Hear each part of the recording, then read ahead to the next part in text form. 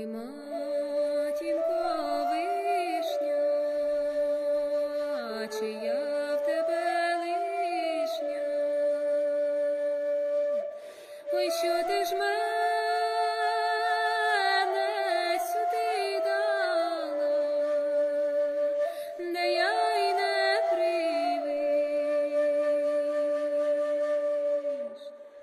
Ой, матінко моя, тепер я не твоя.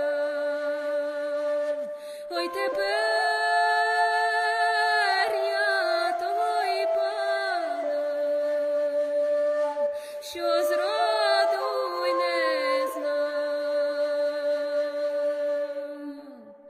Ой, вийду на гору, крикну я й додому.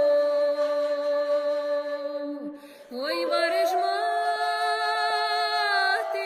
вечеряти, та й на мою ж доль. Ой, наварила доню, небагато трошки, нема ж тобі, дитя моє, ні миски, ні ложки. Ой, що ми